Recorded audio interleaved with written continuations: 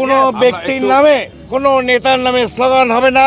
রাজনীতিতে গুণগত পরিবর্তন আনার জন্য আমাদের জনতা দলের সৃষ্টি একটা নতুন ধারা আমরা তৈরি করতে যাচ্ছি, সৎ, শিক্ষিত, দেশপ্রেমিক, সাহসী মানুষদেরকে নিয়ে। কোনো নেতার নামে কোনো স্লোগান হবে না।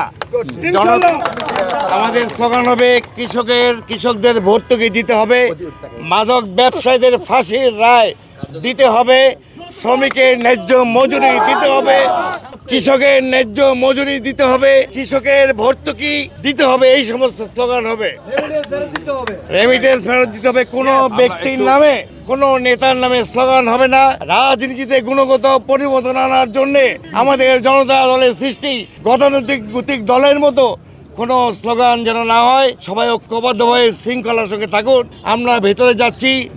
জেনারেল শামীম কামালের নেতৃত্বে lieutenant general Sabbir, major general Mahbubul Alam, colonel Zaki, major Zakir, এই কয়েকজন আমরা যাব। বাকি সবাই আপনারা রেস্ট নেন। সবাইকে ধন্যবাদ। অপেক্ষা করে আশাবাদী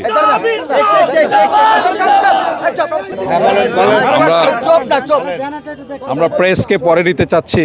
তো জনতার দল বাংলাদেশের রাজনীতিতে একটা নতুন ধারা আমরা তৈরি করতে যাচ্ছি, সৎ, শিক্ষিত, দেশপ্রেমিক, সাহসী মানুষদেরকে নিয়ে। তো আমরা আজকে নিবন্ধনের জন্য আবেদন করছি। ইনশাল্লাহ নিবেদন পেলে সামনের নির্বাচনে আমরা অংশগ্রহণ করবো ইনশাল্লাহ।